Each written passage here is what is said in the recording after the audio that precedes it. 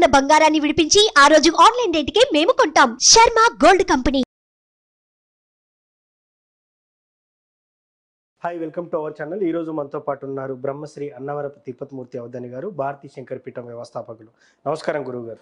ఓం శ్రీ మహాగణాధిపతయే నమః. జూన్ 6 అంటే రేపే గురువు గారు పంచగ్రహ కూటమి అయితే ఉంది. ఈ గ్రహ కూటమి వల్ల కొన్ని రాష్ట్రాలకు విపత్తులు పొంచి ఉన్నాయి. అదేవిధంగా కొన్ని దేశాలకు కూడా భారీ ప్రమాదాలు పొంచి ఉన్నాయి. తెలుగు రాష్ట్రాల సంగతి ఎలా ఉందో నాకైతే తెలియదు, కానీ ఇలా జరుగుతుంది. కొన్ని రాసుల రీత్యా కూడా ఇలా ఉండబోతుంది అని చెప్తున్నారు. దీనిపై మీ అభిప్రాయం అంటే అసలు నిజంగానే ఈ ప్రమాదాలు పొంచి ఉన్నాయా? అసలు ఏంటిది అసలు? తప్పకుండా అండి. పంచగ్రహ కూటమి అనేటువంటిది వాస్తవం. అయితే దీనివల్ల వచ్చేటువంటి అనర్థాలు అనేటువంటిది అవాస్తవం ఉంది. ఎందువల్లనంటే మనం కొన్ని గమనించుకోవాలి. ఈశ్వరుడి యొక్క అనుగ్రహం లేనిది ఏ అనర్థము జరగదు అనేటువంటిది సత్యం. ఇప్పుడు మనకు ఒకవేళ అనర్థాలు ఏవైనా ఉన్నాయి అని అన్నట్లయితే, ఒకటి ఈ యొక్క అరుణ ప్రభావం అంటే ఎండ తీవ్రత లేదా అల్పపీడనాలు, అగ్ని ప్రమాదాలు, అవి 3 మినహాయిస్తే ఇంకొక రకమైనటువంటి ప్రమాదం అనేటువంటిది మనకు ఈ 1-2 నెలల్లో మనం చూడము. 2, దీనివలన నేను చాలా వీడియోస్ చూశాను. సుమారు రోజు ఎంతమంది కాల్స్ చేసినా గురుగారు పంచగ్రహ కూటమి అంటున్నారు, అంత నాశనం అయిపోతుంది అంటున్నారు, ఈ గ్రహాలకి బాగాలేదు అంటున్నారు. ఏంటంటే నాకు అనిపించింది, పంచగ్రహ కూటమి అనేటువంటిది ఇప్పుడు వచ్చినటువంటిది చాలా విశేషమైంది. అమావాస్య అని అంటే చీకట్లని పూర్తిగా కూడా తుడిచేసేటువంటిది. అంత విశేషంగా వస్తున్నప్పుడు దీన్ని ఎందుకు వేరే విధంగా ప్రదర్శన చేస్తున్నారు అనేటువంటి విషయం నాకు కూడా అనిపించింది. ఓకే, మంచిది, చెప్పేవాళ్ళు ఉన్నారు, వినేవాళ్ళు ఉన్నారు కాబట్టి చెప్తున్నారు, వింటున్నారు. దానికి మనకు సంబంధించిన విషయం కాదు. మనల్ని అడిగినప్పుడు మనం దాని గురించి మనం డిస్కషన్ వద్దనుకున్నాం. ఎలాంటి అనర్థము లేదండి. దానికి తోడు సుమారుగా 75 రోజుల నుంచి రోజు 84 రుద్రాలు పారాయణ చేస్తున్నాం. ఈ 75 రోజుల్లో సుమారుగా 21 సార్లు మహాలింగార్చన చేయటం జరిగింది.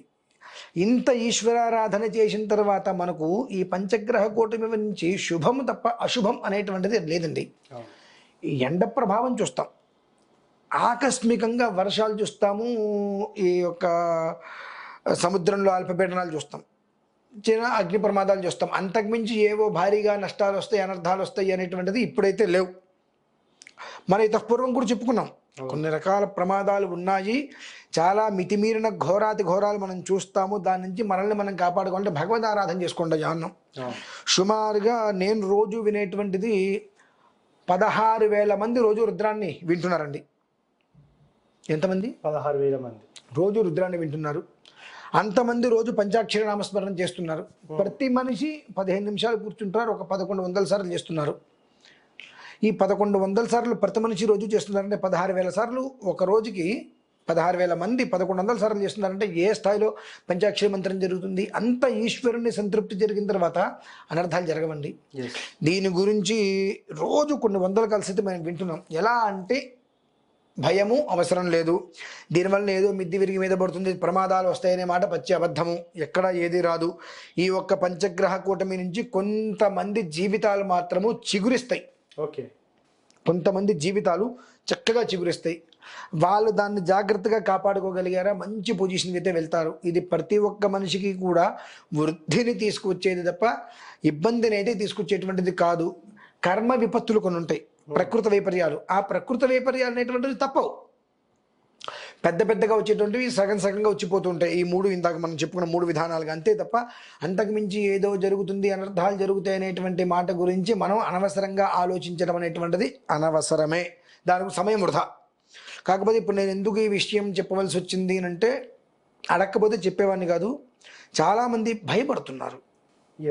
కూటమి పంచగ్రహ కూటమి వల్ల ఏదో జరిగింది, చాలా మంది భయపడుతున్నారు. నేను రేపు అరుణాచలంలో కూడా కొన్ని వందల మంది వీళ్ళు హోమాలు చేయించుకుంటున్నారట.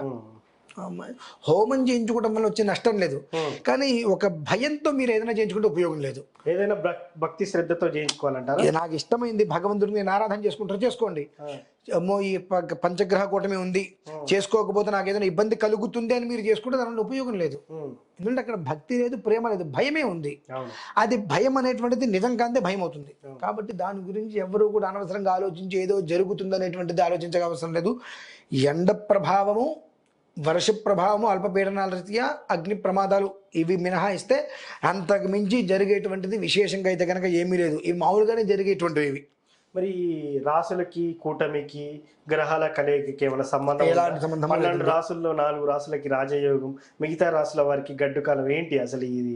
లేదన్న అవి ఏమీ లేవు. లేవా? ఓకే. ఎందుకంటే ఒక మాట చెప్తా, పంచగ్రహ కూటమి వలన ప్రమాదాల విపరీతంగా వస్తాయి అని అంటే ఓకే. ఆ ప్రమాదంలో 27 నక్షత్రాల వారు ఉంటారు. అవును. అనర్థం జరిగితే ఎక్కడో ఏదో ఒక నక్షత్రం వాళ్ళకి 27 నక్షత్రం వాళ్ళకి జరుగుతుంది. Yes. మంచి జరిగితే అందరికీ అలానే జరుగుతూ ఉంటుంది. అవును. ఇప్పుడు ప్రతి 27 మందిలో ఒక నక్షత్రం తిరుగుతూనే ఉంటుంది కదండి. అవును. కాబట్టి ఈ 4 రాశులు కానీ మనం నిర్ధారించకూడదండి, Yes. అది కరెక్ట్ అయిన పదం కాదు. కాబట్టి ఈ 4 రాశులకి ఇది మంచి జరుగుతుంది, తర్వాత రాశుల వారికి చెడు జరుగుతుంది అనేటువంటిది నిర్ణయం చేయడానికి అర్హత మనకైతే లేదు. లేదు. ఎందువల్లంటే అది ప్రకృతికి ఖగోళానికి సంబంధించింది. ఈ కూటమి ఎక్కడొస్తుందండి? ఎక్కడొస్తుంది కూటమి? ఆకాశంలో వస్తుంది. ఓకే. ఖగోళానికి సంబంధించి కూటమి వస్తుంది. ఒక మనిషి గ్రహస్థితిలో 5 గ్రహాలు కలిసి ఉండలేదుగా. అవును. పోనీ 3 గ్రహాలు కలిసి కూటమి ఒక మనిషి జీవితంలో రాలేదు కదా. ఆకాశంలో ఆకాశ గ్రహ అంతరిక్ష గ్రహ అన్నట్టుగా ఈ ఆకాశంలో కానీ భూమి మీద కానీ జరిగేటువంటిది అందరికీ వర్తిస్తుంది. కాబట్టి ఇది ప్రకృతి సహజంగా ఉండదు. కాబట్టి వీళ్ళకి మాత్రమే అనేటువంటిది ఎక్కడా కూడా చెప్పబడలేదు. కానీ మీరు అనొచ్చు, కొంతమందికి యోగిస్తుందండి అని అన్నారు. కొంతమందికి యోగిస్తుంది అన్నాక ప్రతి మనిషికి కూడా జీవితంలో పైకి వెళ్ళడానికి ఉపయోగిస్తుంది. అందులోనూ కూడా కొంతమందికి ఎందుకు యోగిస్తుంది అని అంటే